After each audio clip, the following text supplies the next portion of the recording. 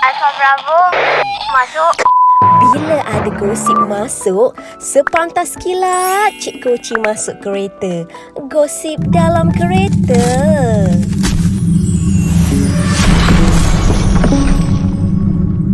Kena like dan share tau. Assalamualaikum dan hola semua. Selamat datang ke Cik Koci Channel. Jom.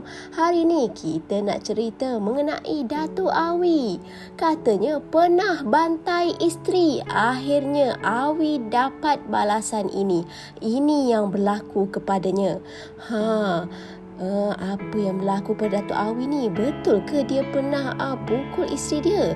Kata Datuk Awi, saya ni gangster, pukul bini. Tak menyesal ke lantik saya jadi duta? Jadi duta apa pula ni Datuk Awi? Okey, jom kita tengok apa cerita.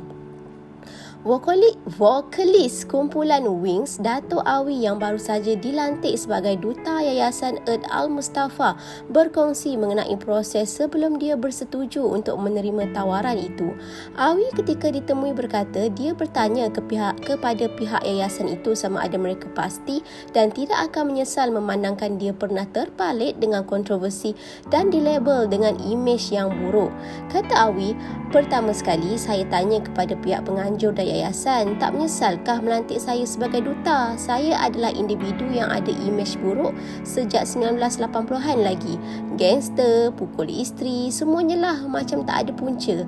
Bukan kali ni saja, setiap kali saya ditawarkan untuk terbabit sebagai duta untuk program berkaitan agama, saya berterus terang dengan mereka. Saya suruh mereka Google dan lihat apa kejadian-kejadian yang pernah membabitkan nama saya, kata Awi. Namun pada masa sama, Awi juga menjelaskan bahawa setiap insiden yang kontroversi yang pernah berlaku itu ada sebab dan penjelasannya yang tersendiri. Kata Awi, tapi setiap apa yang berlaku tentunya ada sebab dan jawapannya hanya ada dengan saya. Saya nak mereka tahu terlebih dahulu sebelum orang lain mempersoalkan. Jawapan yang ada dalam Google pun tak habis sebab saya ada simpan sendiri dan tak hebahkan. Saya nak mereka faham apa sebab setiap insiden itu berlaku. Setiap orang Islam ada jalan pulang untuk kembali ke laluan yang benar. Ini juga takdir Allah yang tentukan saya untuk bertemu dengan mereka dan diberikan kekuatan supaya tidak berputus asa dengan apa yang saya buat. Saya nak jadi manusia yang elok dan contoh kepada 6 anak-anak saya.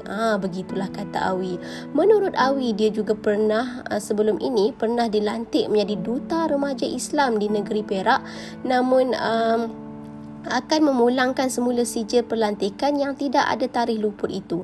Kata Awi lagi, sebelum ni saya pernah dilantik menjadi duta remaja Islam untuk negeri Perak sejak 2007. Kalau ikutkan, saya kena turut serta dalam acara-acara dan program anjuran mereka. Namun ada visi saya yang tak kesampaian. Mereka juga melantik saya tanpa meletakkan sebarang tarikh luput. Jadi saya rasa saya akan pulangkan semula sijil pelantikan sebagai duta memandangkan saya pun tak dapat meneruskan komitmen bersama mereka lagi. Begitulah kata Awi. Dan pengerusi eksekutif Yayasan Earth Al-Mustafa Sheikh Imran Anguilia berkata, pemilihan Awi adalah berdasarkan sumbangannya kepada masyarakat dan setiap manusia tentunya pernah melakukan kesilapan. Kata eksekutif Yayasan Earth Al-Mustafa iaitu Sheikh Imran, kerja amal ini untuk semua orang. Setiap individu dari pelbagai profesion ada sumbangan mereka yang tersendiri. Apabila Datuk Awi bercerita kepada saya mengenai sejarahnya, saya sampaikan kepadanya bahawa yayasan ini berpaksikan dakwah dan kemanusiaan. Bagi saya, semua orang ada sejarah lampau. Kalau nak dibandingkan kesilapan kita dengan kesilapan sebahagian sahabat Rasulullah, mereka terjebak dengan benda yang lebih besar. Namun Allah menerima taubat hambanya. Begitulah kata pengerusi yayasan ini.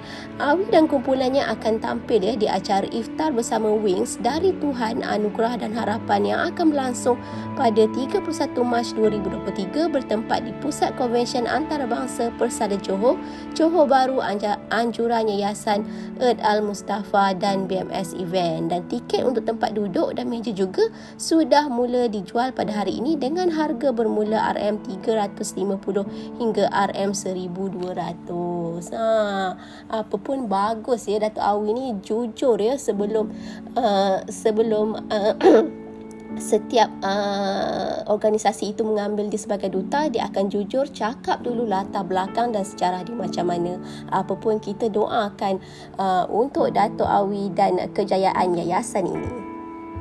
Dari subuh, Cik Koci bagi gosip terbaik semestinya dalam kereta. Terkadang mengejutkan.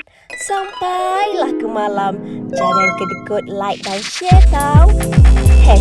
#Sepantas Kilat.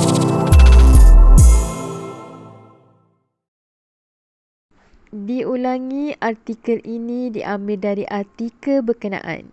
Sebagai penggemar media hiburan, harus berhati-hati dalam memilih sesuatu isu. Kami tidak bertanggungjawab kerana pihak kami tidak tahu kesahihan berita yang dikeluarkan. Jangan meletakkan kepercayaan penuh dan membuat spekulasi atas perkara yang kita tidak pasti. Menghayati hiburan boleh, jangan sampai kita melibatkan diri dengan fitnah dan buka aib mereka.